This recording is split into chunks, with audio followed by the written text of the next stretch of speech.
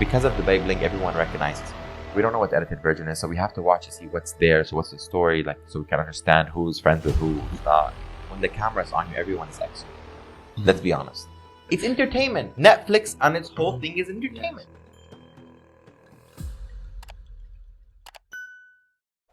Because of the Bling, everyone recognizes me.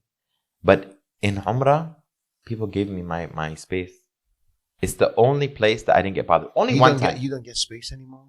People it's fine. It's not so bad. But you don't. People approach no, I just one time I don't like it is that when I'm with my wife, because she doesn't like being bombarded all the time. Okay. And people, ladies come up to her and say, "We love your husband," and she looks at me, she's like, "I love my husband." What am I supposed to tell you? Like, you love your husband? Okay, good for you. Yeah. You know. But at that moment, I took a piece of paper and I wrote, "We are all equal." And I stood in front of the Kaaba and I took a picture of it. I said, "Mom, take a picture. I want people to know that we are all equal." But the only thing that happened in How Umrah, long ago was this? Last December. Oh, okay. So we go every 2 years. Okay. And the next year I'm gonna take her for Hajj because she's reaching her limit. You cannot go to Hajj after 65 years. Oh, really? Yeah. So my mom's gonna be 65. So I have to make sure she goes before that. So I'm planning that, inshallah. So only one thing happened was funny. So people see me, recognize me, they leave me alone. Yeah.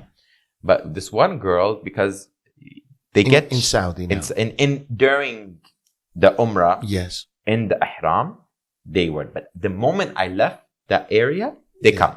When is season 2? So I can't believe it. Yeah. So then, so I'm there, and this I'm walking, performing Umrah, and these 3 girls, they're so sweet. They look like, very polite girls, Moroccan. One was like, let's say maybe 16, and another was like 10 and 4. So the 16-year-old just turns around, sees me, then she goes again and sees me again, and she's like, "It's him." She's like, "Ebraheem, salam." And then her sister smacked her head. She's like, "Tell him the man salam in front of the Kaaba. Like, respect this guy. Like, come on. Like, you're flirting with the guy. Like, you're trying to, like, choose." So it was so funny. And I just smiled. Mom's like, I'm like, no, you keep going. Just ignore it. Yeah. So then after that, we go eat. And in Saudi, in Mecca, I only like al-Baik, which is the Saudi chicken. It's not only about the flavor, but also the story, the businessman story behind it, the generosity that they've given to the poor. Have you heard the story of al-Baik? No. So this is a nice business story. So al-Baik, I believe the owner is originally Palestinian, but he lived in Saudi all his life. And the motto of al-Baik is they give 1 riyal to every meal they sell. So some of their meals are only 5 or 6 riyals. Still a big chunk of it. They give 1, yeah. Yes. So they built this company, and it has so much barakah around it, so much blessing. And when the founder passed away, that organization who took that 1 riyal goes to the owner's sons and asks them, "Your father used to give us 1 riyal of the revenue of each meal. Yes. Are you going to continue?" They said, "No. Going to give 2. Going to give 2. Beautiful. 1 was for him and 1 is from us." Beautiful.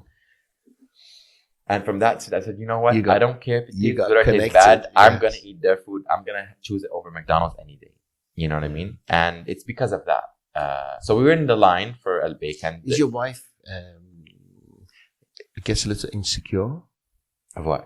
Of all the attention you get? No, I think she knows that she's very confident that I'm loyal. Because she always says this. And so this is words from her mouth. Ebraheem left all the women he knows and he chose me. There's a reason. Uh-huh. And it's because of her heart. Good. I believe her heart is more beautiful than mine. She gives more than I give. And that's who I want. I wanted but someone do you want her private? Do you want her It's her decision, to be honest. Uh-huh. So you don't have it on your social media? She's never been on that television program? It's her decision. Even people are like, "Oh, well, how can you allow your mom to be, but your wife not?" Like, she doesn't want to be in the program. I said, men are not in control of the woman. They're in control. She actually said to you, she doesn't want to be on the program. She doesn't want to be in the social media. Like, she doesn't want to be, it's not her. I loved her for that. Mm-hmm. So when I met her, it's because she didn't have anything on social media, and everyone that I knew was like taking nonstop. And I was like, I don't want everyone to see my wife, So that's how she was, and she doesn't want to change. Like, even I asked her just to test. She's happy within. She's content. She's happy. And by the way, a lot of people in Abu Dhabi are like that. Abu Dhabi is very much conservative, like in Qatar as well, you know?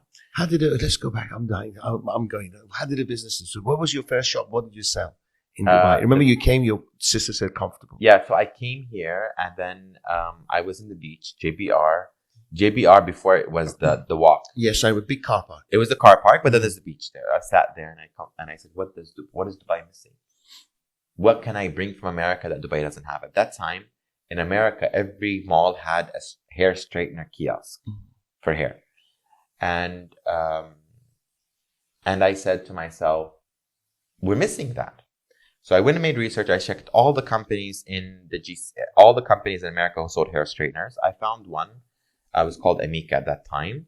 And I figured out that the owners were originally Israeli, you know? So I was like, oh, I got to call my dad and get approval from this because I don't know about this. And I called my dad. I said, Dad, there's 6 brands that I can work with. Some of them are American, some of them are Spanish. One of them is originally Israeli brand. And my dad said, listen, in our religion, it does not say that we cannot work with Jewish. It doesn't say that. It says we can work with the Jews because the Prophet used to trade with the Jews. However, you have to be cautious. What does that mean? It means you have to make sure that the contract is right. Things are very transparent. It doesn't mean that Jews are untrustworthy. It means that you have to do that. So I said, can I? He said, go ahead. So I started with that. Unfortunately, we kind of grew apart as a company. They went into different things. They did not give us what our society wanted. But you started something. I started with them. So where did you So we did. So I was trying to get locations. No one will give me a chance. Doors were closed in my face. Yeah, I was too young. Track record. I didn't even have a company when I first came. So like first you want a meeting, got to get a company. I went and got a company. Do you have much cash with you at the time? Yes, I had. I had good money. So they said, you have to open a company. So I went to open a company. Then like, okay, I kept bothering them. I wanted the location of Mall of the Emirates. Dubai Mall was very new then. And it was Mall of the Emirates. And people were saying it's maybe not going to make it. The real estate people were making fun of Burj Khalifa. They're like, this big stick was made in 3 years, you know?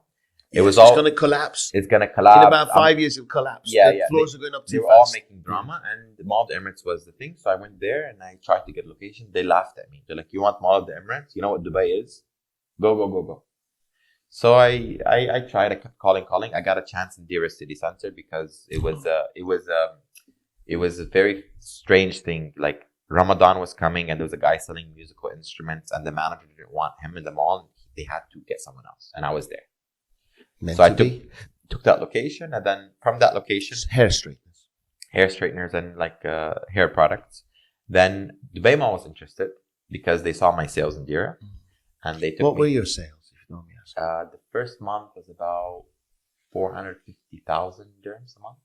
That's incredible. That's just me selling. You know, you were physically selling. I was physically selling because I didn't understand what the market demographic. How can I train my employees how to sell to them? You sold $120,000 a month. Yeah. That's incredible. Yeah. And I remember it was Ramadan the first month because, you know, I told you I have to keep the guy out because it was Ramadan. And I remember like I had to like demonstrate on people's hair, but I was like fasting. So I'm like, wait, what do I do? So I will tell them like, give me it and I will take it and I will make it as my hand never touched them. You know what I mean? Wow. I learned how to do it, hire employees, worked there for a month myself. And then I opened more locations. So we had Dearest City Center, Dubai Mall, Mall of the Emirates. Mall of the Emirates eventually got me in. Mirdif City Center. Then I started franchising to Qatar, Kuwait, and then that grew out. There was too much competition. There was too much. The rent I went seriously up. And went seriously crazy, like overnight doubled. And I was like, you know what, I'm done with this. So I moved on to F&B. So we bring franchises from Canada. Now we can create our own franchise, but we want to learn the franchising business. So we paid for a franchise. I'm saying, you know, buying a franchise is paying for education. It's the manual you buy. It's the manual, you understand? And from there, we built our own brands.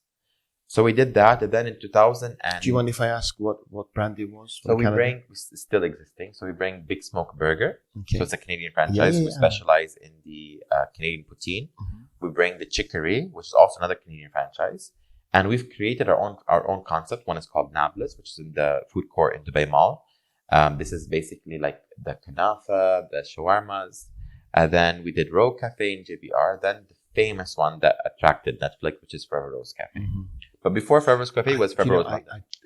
You have one in Abu. I don't know, maybe you have a few in Abu Dhabi, but Yeah. you have one in Abu Dhabi. Beautiful on the ground floor, right? Yes. Yeah. I walked by and I fell in love with it. Yeah. Yasmall. Yeah, Yeah, Yasmall beautiful Galleria place. Mall. Beautiful place. Yeah. So yeah, after we got to a point, malls started contacting us. Before we were begging them, then they call me. And now any mall, F&B, any always. F&B or the Forever Rose London, because Forever Rose London, the gifting boutique, is the first of a kind luxury gifting boutique. We have, flowers, chocolates, fragrances, jewelry. It's really unique thing, and you don't find it anywhere else. It's very specialized. Tell me about Forever Rose. Is that something that you saw it somewhere? Yeah. You create? So basically, Forever Rose, I go to the China ever since I met LA. So LA people buying from China. So I said, why did you go to LA? Go direct to China. So I used to go to LA all the time, and Las Vegas. There's a show there called Magic, which is all the fashion trends and stuff. I used to go there also, and now I go directly to China.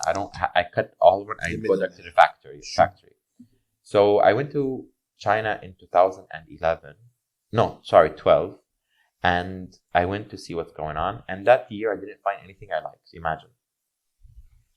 However, during they switching the phases of the show, I go for a vacation to kind of relax. So I went to Shanghai for the vacation for 3 days as they are finishing fixing the next exhibition.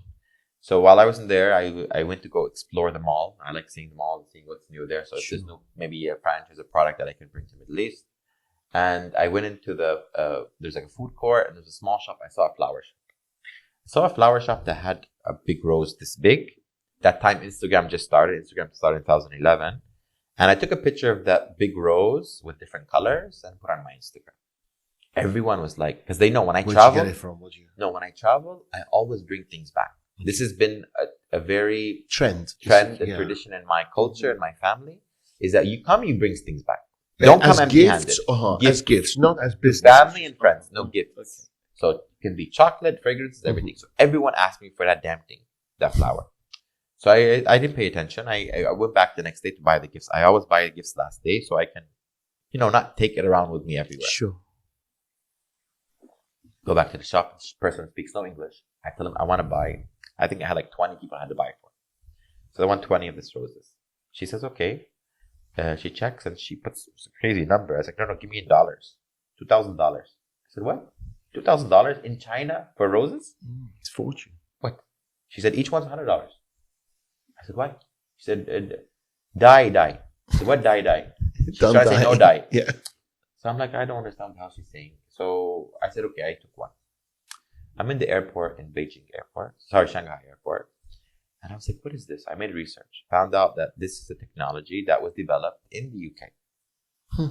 Research companies in the UK and found the story that there's a technology of this long life rose, blah, blah. I bought the patents. I bought the company for rose in the UK. That time it was only like, they only used to do like events and stuff. Bought the company and I created it into a brand. How much did you pay for it? £1 million. Wow. Yeah. I created it into the company where it is today. Wow. So I made it. What was the name then? Forever Rose. It was the name. Yeah. So yeah. So I created the company. I made I said, you know what? If I'm going to send flowers, so I didn't know about flowers, right? So, but my mom always loved flowers. £1 million is a big risk. You always taking risks. I always take risks. I always take risks because I think if you don't experience, even if I fail, then you have to. I knew that it was going to work. This was for sure. You have this instinct. I have the instinct. I know something's going to work. That's why some things I will take it. Like, for example, there's an offer for this. There's a hotel that's for sale somewhere in the world. I'm not going to say what it's called. I want someone to take it from me. And it's half the price of what it's worth. And I guarantee you I can make the money if I take it. 3-star, 4-star, 5-star? 5-star. Of course. Prestigious location. I'm dreaming of this damn hotel. I've always wanted to have a Forever Rose hotel, Oh, so, it's going to be a branded Forever. Wow. So, because I have this idea about steam and this rooms and like every room is different and it's super exciting. So I took that over and I knew that, so I didn't know about flowers. So every other man doesn't know about flowers either. I know that was my mom's idea. Like my mom loves flowers and she's like, why don't you open a shop that only sells flowers, I mean, roses, sorry, only roses. So I was like, no, just what about people like other flowers? So I took some of her ideas and I made my own ideas as well. So afterwards, I said, I want to create something that someone can be easily describe it. Means I want to make a design, simple design, as beautiful as your simple office. Like, you know how things are minimalistic, but yet so powerful. So I created one design, which is one single rose, cracked, with petals on the bottom in a glass dome. I copyrighted it. Do you know, it reminds me of Beauty and the Beast. Well, this is what happened. So I copyrighted, I made it. I never watched that part of Beauty and the Beast. Then my sister tells me, this looks like the Beauty and the Beast. The reason why I made it was because there was another person that had another business that was selling same roses, but the design was open. It means when people touch the rose, it breaks. Yes. So their business module was let it to break so they can buy more. Mm-hmm. So for me, it wasn't ethical. Yeah. You know, so I was like, no, I'm going to make this ethical. I'm going to make it that you can cover it so that way it doesn't damage. So someone who invests in the money can have it forever. That's why it's Forever Rose. How long do they last? Forever? No, surely not. What is forever? That's the question. People take forever and they're like, forever is not eternity. Forever is a very long time. So it does last forever because it lasts for a very long time. An undefined amount of time. It's in the years, isn't it?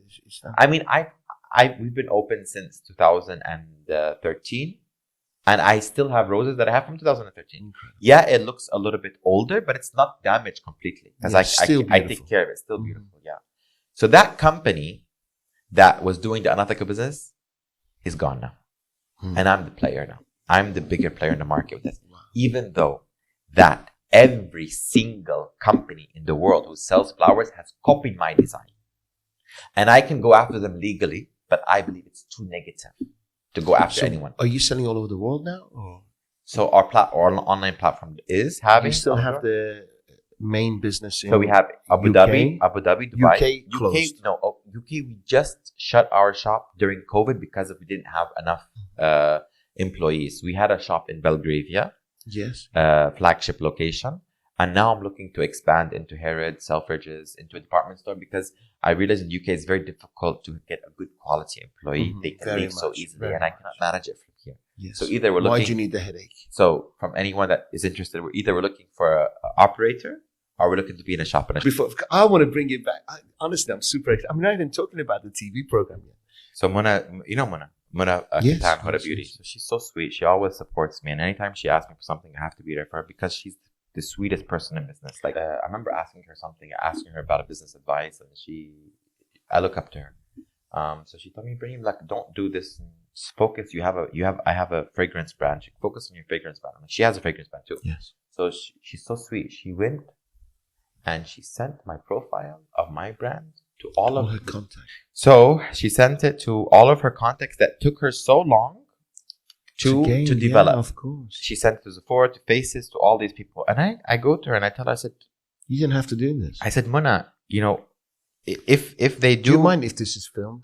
Yeah, it's fine. I said, because Muna, it's good. Yeah, I was like, Muna, if you have a fragrance brand and I have a fragrance brand and you're giving me where you sell your stuff at. And we don't know each other we know each other. I know her for a long time. I know her since they first started. I think it was like 7, 8 years ago. We met, but it was never that close for her to do that. And it was so sweet of her that, I would have did the same thing, but I never found another person. Somebody else to do it to me. Yeah. So because of that, like I can never decline a request from her. That's nice. Even though I'm enjoying this podcast, but we're gonna do part 2. You promise me now, right? 2, 3, 4. We'll do a whole series. How you feel? No, it's how you feel, right? I want you back. I really enjoyed it.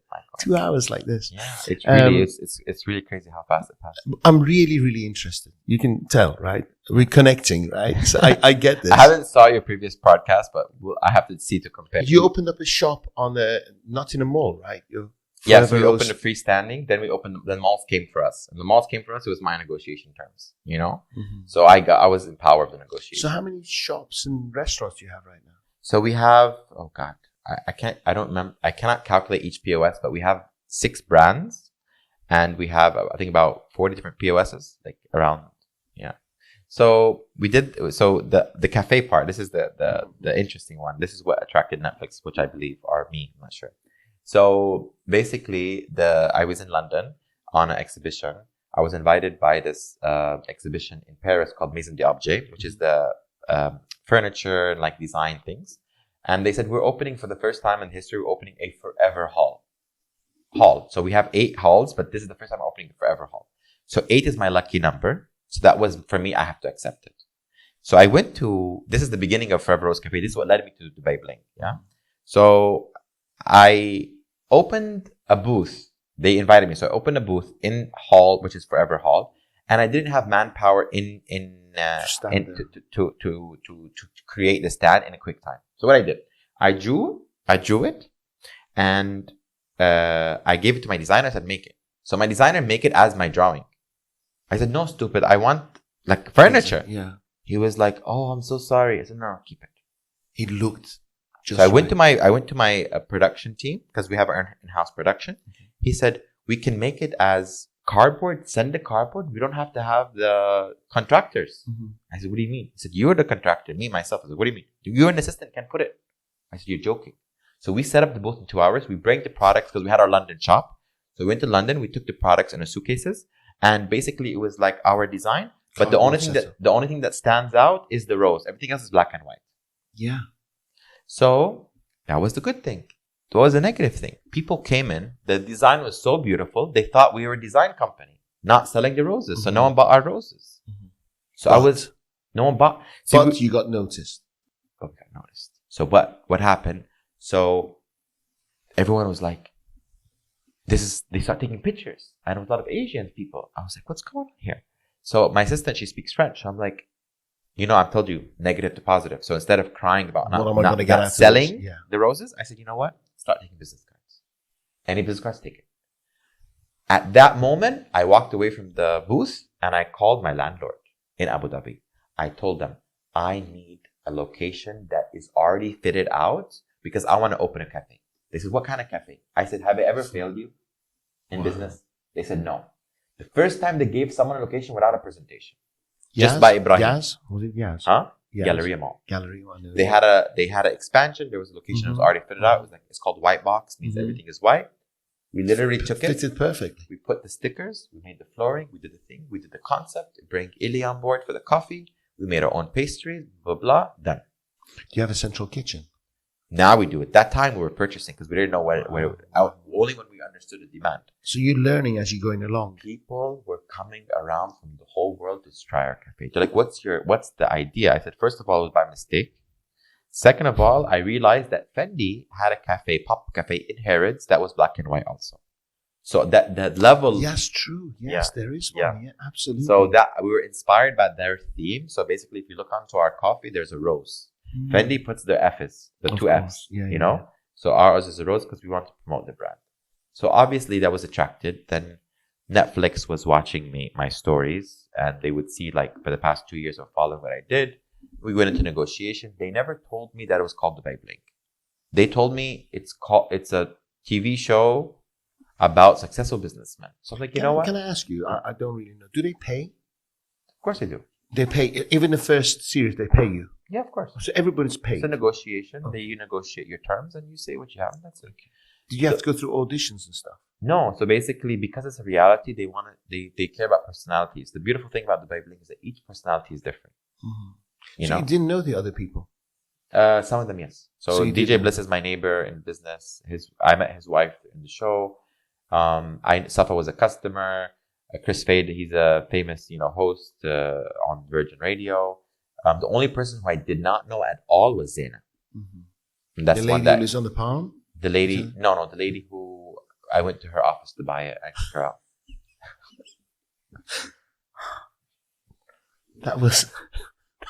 That's what made the show. Let's not lie. That was the best. Let's not lie. People come up to me. I have watched that 30 times. Let me tell you something. People come up to me. People come to me, like, you have this women rights activist. Like, how dare you, go buy this woman's office, blah, blah. I said, listen.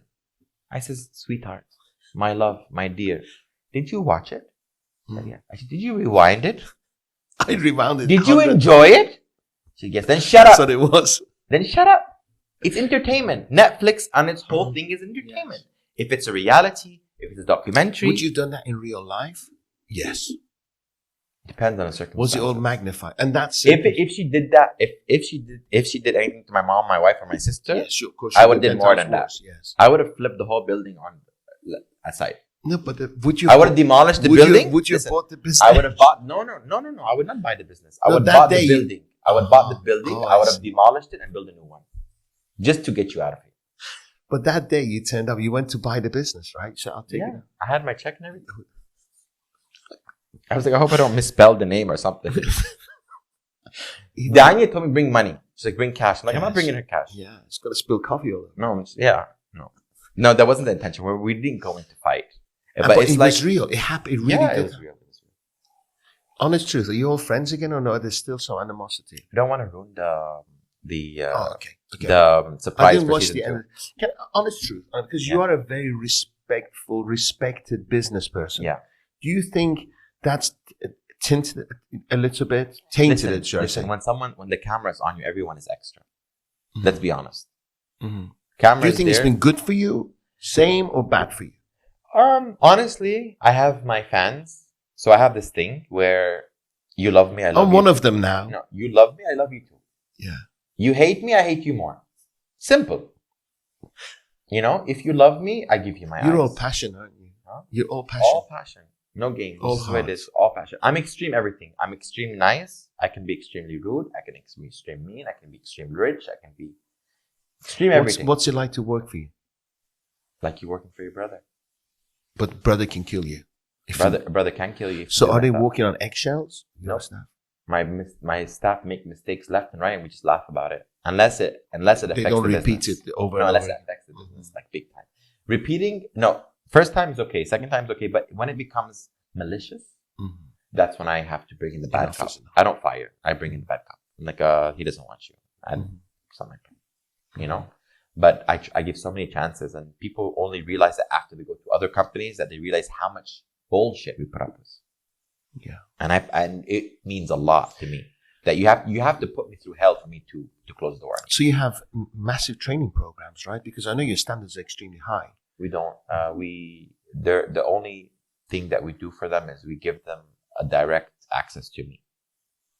That's the training. Anything they need, they come to me and I make it better for them. Wow. So I'm the HR. So your phone doesn't stop. You constantly. I try my best, and they try to filter some of the people who are just crybabies, whatever. But I always try to make it an attempt to always be there for them. So they all take a bullet for you. Most of them. I mean, they believe in the story. They believe they're so proud now. Being also on Netflix and everyone that they seeing my fans make them so proud that like this is our boss. Like we get to see him every time. We don't have to pay to see him. Do you ever watch it in cringe, or do you watch it? Do you ever watch it? I haven't watched it. I was gonna say until today I haven't watched it. And they told me for season 2 I have to watch it. So I was like, I tried to watch it. Why is that? Because I need to know what's going on, so I can see. Because they edited, right? You don't know what the edited version is. We don't know what the edited version is, so we have to watch to see what's there. So what's the story, so we can understand who's friends with who's not. In your agreement, does it say protect me here, don't do this, don't do that? Is any of that? You can't. No. You give them full editing rights. I mean, honestly, I didn't read the agreement. My lawyers did. So for me, I was like, okay, they know what I would like. I don't like to. I hate micromanaging, and that's why if I ever sell my business. But you're a perfectionist. I'm a perfectionist, but I hate micromanaging. So for example, going through day-to-day things annoys me, checking on this and doing that. I prefer to be creative. So my goal, bigger picture. So my goal ultimately is to, maybe at one point, Forever Rose is my baby. I built it from scratch. If I ever get the right number to sell it, I will sell it. You just find something else. I want to advise people on how to open and how to operate a company. You need to build massive empires, right? I don't. The thing is that you'll get bored. I'm not. Honestly, I'm not a greedy person. I'm really content. No, but you need to keep creating. I'll tell you why. I want to keep creating. I want to be I see myself in my future is to have a huge, beautiful office with a team of 5 or 6 people, an artist, a designer, copywriter, marketing, social media, whatever, and in front of me where I can orchestrate them like I'm making a music. Is that you do this, and this is how I want it. And the idea is to give my creative mind. In my mind, because I'm a visionary, I can build a country right now on this table, a country, and tell you, this is where the government's going to be. This is where the retail's going to be. This is the leisure, everything in my brain. Why? Because as a 3D artist, or as anyone who's been doing 3D rendering, to create that 3D, it takes them months to create. It's in your head. In my brain, I have my own metaverse going on that I can create a design with different components, retail, envision it, and it works. Protect. No. I would guess the problems that will happen through the design, our customers. Then I'll write it down and say, you know what? No, we cannot have the road here because there'll be too much traffic in the morning going to that place. We have to do it here. We have to do it this. Why? Because I'm very aware of my surroundings. So when I go to China, Japan, Tokyo, everywhere in the world, I'm nonstop focusing and looking at little things. Even my wife, she tells me, she was like, sometimes I think you're crazy. I said, why? She's like, you look at the strangest things. I was like, I'm storing mental images of things that I want to build later on. She said, what? I said, yeah. Even I never lose context. So I have a friend, she's a designer. Her name is Jennifer. We went for dinner the other day and we were walking and I saw a little cake shop. I walked in and I was looking around. She's like, what did you just do? I was like, I just scanned. So scan what? I'm like, I'm just scanned from my memory. It's like I'm putting memory into the storage. You never just why you want to open a cake shop? I'm like, maybe for other cakes. Yeah. No, actually, I'm actually opening a cake shop, and it happened from that. But it's not a cake shop; it's like an online thing. So basically, my mom is bored at home, so I developed a company. It's called Call Your Mother Cakes. Okay. So the logo is so cool. The logo is like basically a phone, and it's a cake. Mm-hmm. And why call your mother? Because she makes the best home cakes in the world. Cakes, plus a lot of people don't call their mother. Mm-hmm. So the idea is that because she's also Netflix celebrity now, so don't tell me she gets recognized as well. She gets recognized everywhere she goes. Also, they're like, but they don't know her by her name. They call her mother Ebraheem, and she's like, and my oldest brother, she's supposed to be Adil, not Ebraheem. So I took that title. Have you started filming already? We finished. No, wow. So she'll be out soon. I don't know when. Do you keep in touch with the cast before and after, during? Yeah. Most of them. The ones who are real, yeah. The ones who just pretend to be your friends during the filming, that's another story. But and then the same cast season 2, or people are coming on? Mona's on the new. Wow. So she's the only added. Yeah.